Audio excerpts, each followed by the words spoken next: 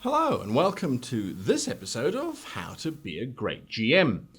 I'm actually taking us a step back. I'm taking us way back, right the way back, and in this episode we're going to look at just what is a GM and how do you do it.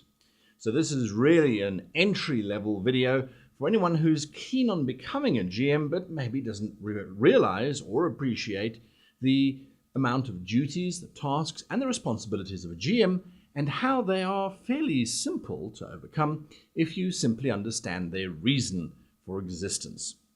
So for those of you that are a little bit more seasoned, this may be a refresher on some of the responsibilities and duties that you may have been, shall we say, reneging on, or perhaps you didn't even know were there in the first place. These are my things that a GM is responsible for within a game.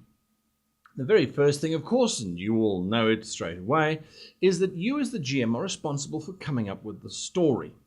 Now, there are a lot of modules out there for almost every type of role-playing system that's ever been created, and those modules are effectively the story. So does that alleviate you of having to come up with the story? No, it doesn't, because coming up with the story is not just about going, oh, I see there's a quest here that has the quest giver at the beginning, a difficulty in the middle, a combat with the villain at the end, and then a treasure reward right at the very end for the players who've now succeeded.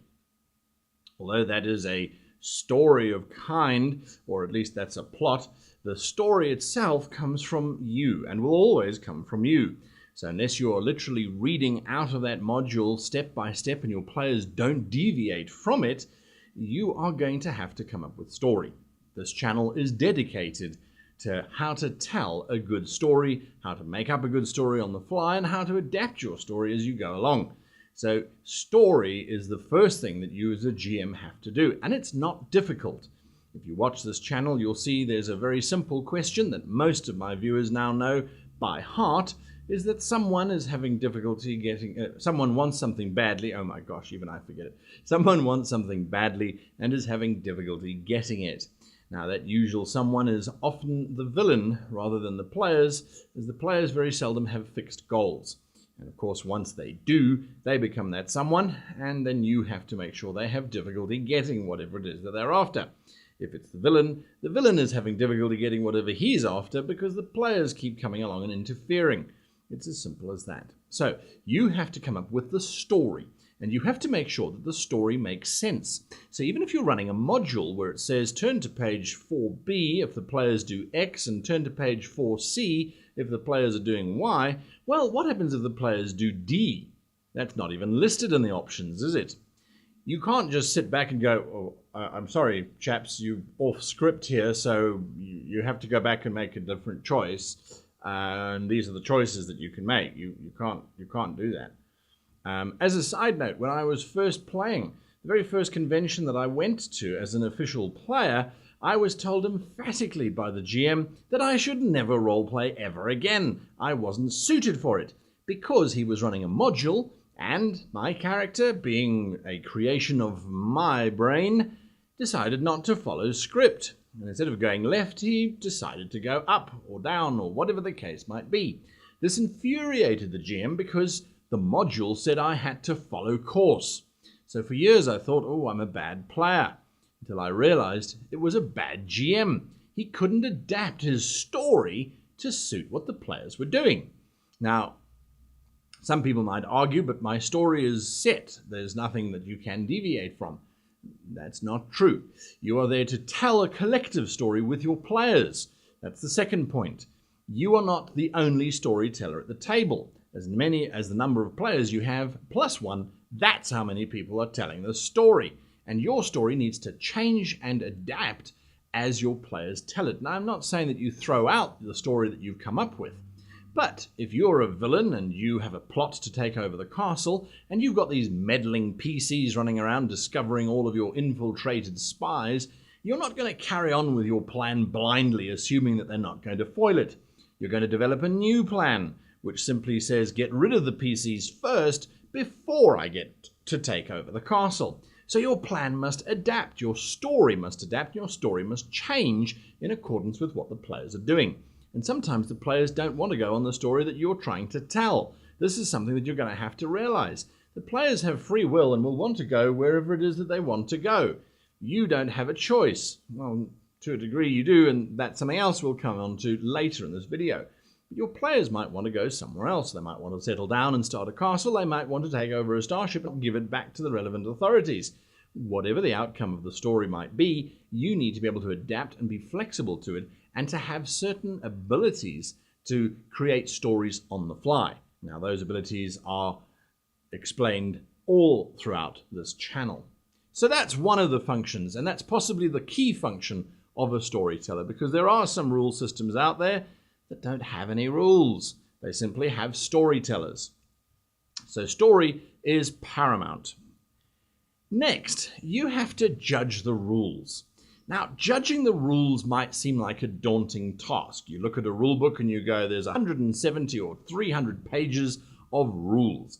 There's rules for characters, there's rules for character classes, there's rules for occupations, there's rules for how to handle someone walking over a pit of lava, there's rules for realigning the warp core and making sure the magnetic constrictors are all online. There's rules and rules and rules and rules. I have frequently been criticized by viewers, and rightly so, that I don't really care about the rules. To clarify, what I don't care about is that I'm not going to stop my game so that we can reference some obscure rule on some dark page somewhere in the middle of the rule book. My job as the game master, and your job as well, is to make sure that whatever you decide as the rule, so how do you climb a mountain with only one arm whilst dragging the corpse of an orc behind you, what rules apply there? Don't go paging through looking for the climbing rules and the sheerness rules and the weight allowance rules and all that kind of nonsense. Yes, they're there, and there are players who love to do that, and that's fine. However, it's not the core, in my opinion, of what a game master is all about.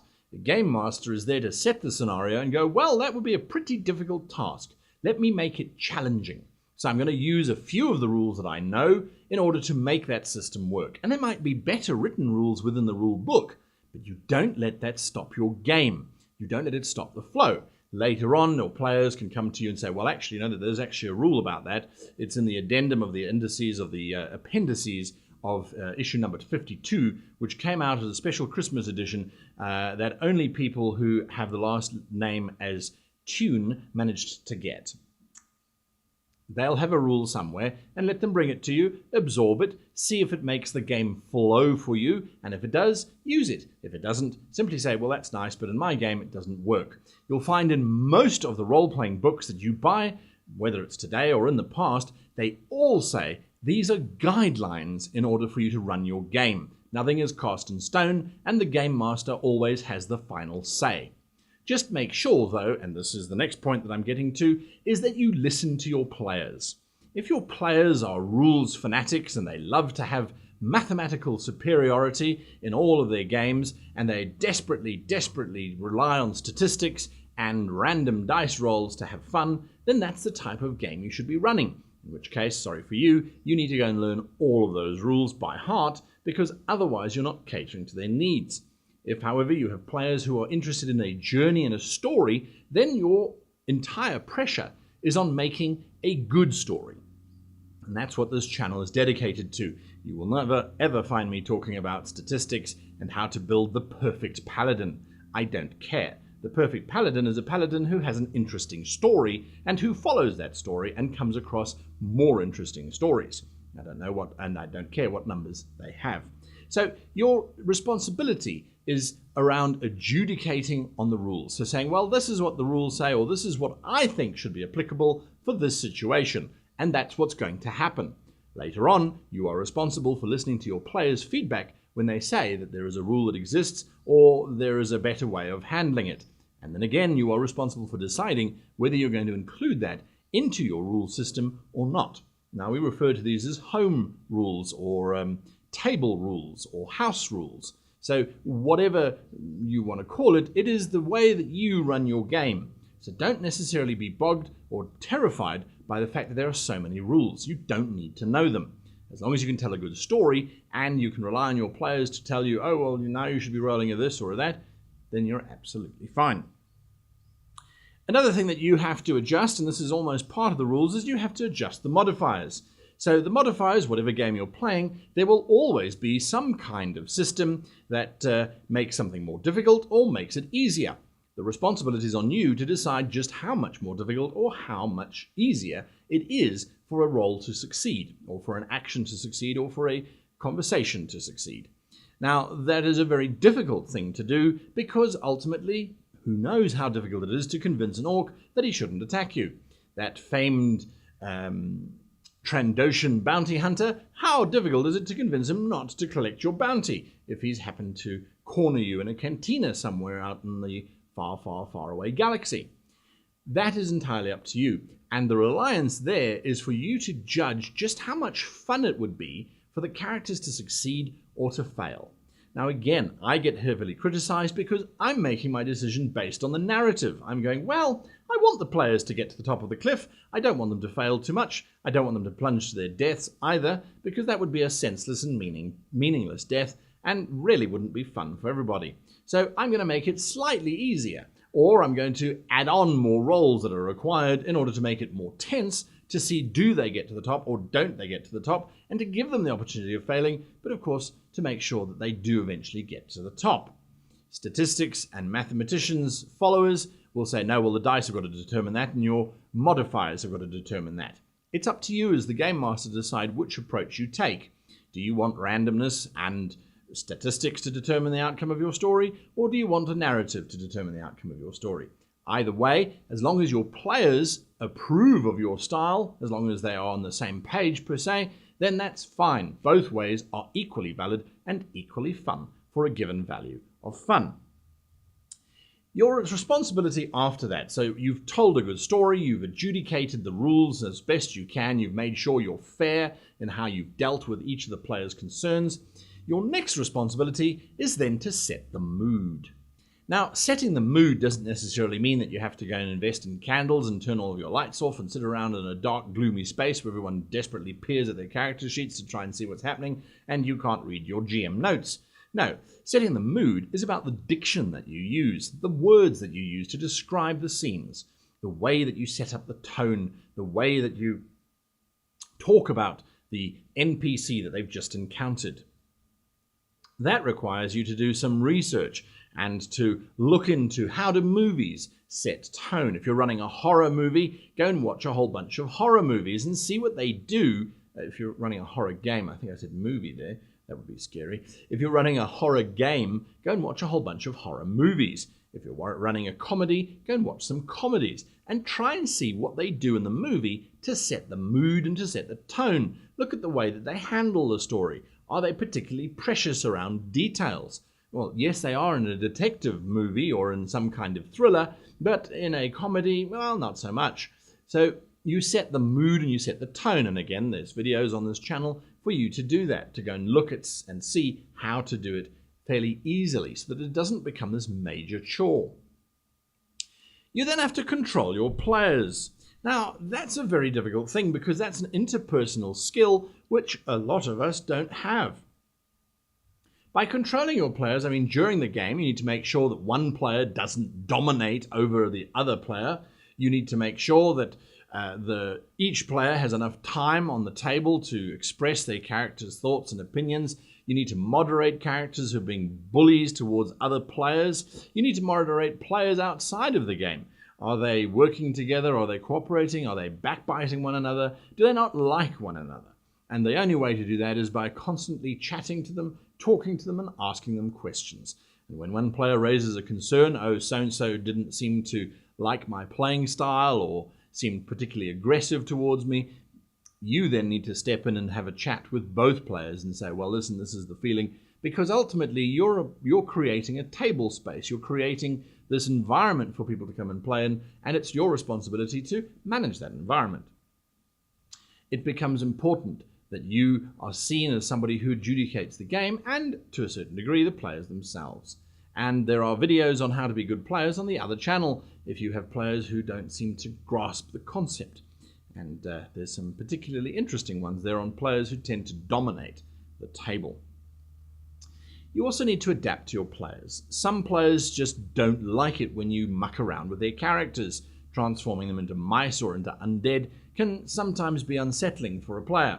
On the other hand, other players might love it when you start to play around with their characters in your environment.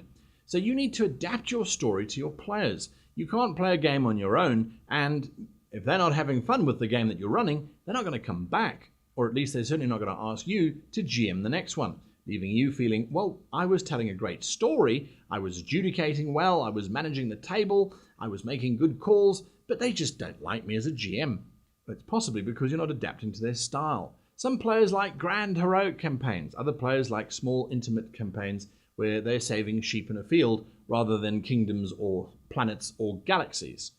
It's about learning what your players are after and then trying to cater to those needs, whilst at the same time trying to find fun and entertainment for yourself in that space. I beg your pardon. Finally, it's about it's about planning. Now, some people love to plan for hours and hours and hours in advance of the session to make sure they've got everything ready. I'm the exact opposite. Planning for me is making a small flow diagram, perhaps, if I even go that far, jotting down some names, coming up with a basic idea of what is happening in the particular moment, and then running with it. I do that because, well, my players could go in any direction, and if I've got fixed, set paths that I want them to follow, I could be thrown off if I have players going in the opposite direction. By not having anything planned, or by moving my plans around, it makes it a lot easier for me. As a first-time GM, though, or as a new GM, I would suggest that you have quite a lot of plans that you can switch to or shift to as you need to. There are some videos out there on how to plan, how to draw maps, and that kind of thing, and that's your responsibility too, as you need to gather all of the materials that you might need for your game.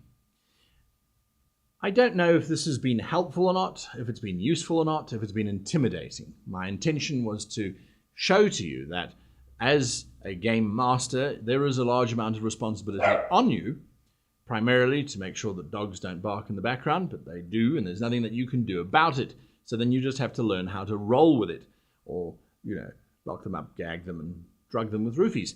Either way, you as the game master have to work out how to run this game and how to tell a good story whilst doing it, and how to make sure that everybody's having fun.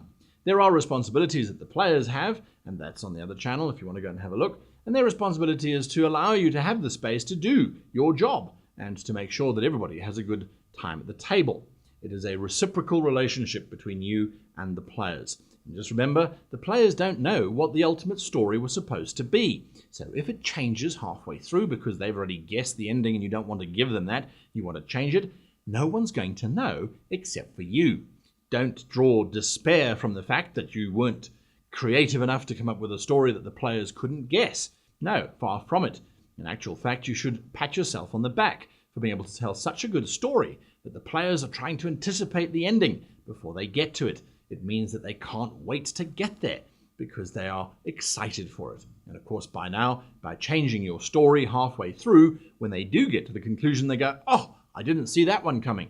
Guess what? Neither did the GM. The GM adapted on the fly to create an even better story.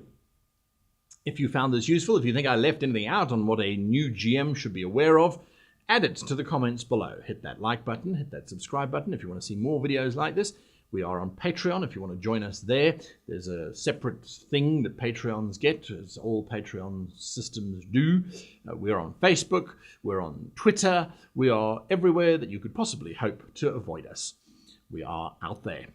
Head along to www.greatgamemaster.com and join us online, where you can add suggestions for topics that might be discussed in videos like this, and you can vote for them too if you happen to be part of that elite group.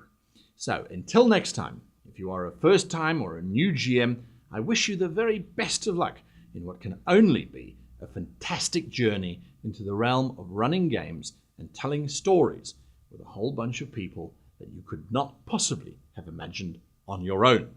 And so until next time, happy gaming.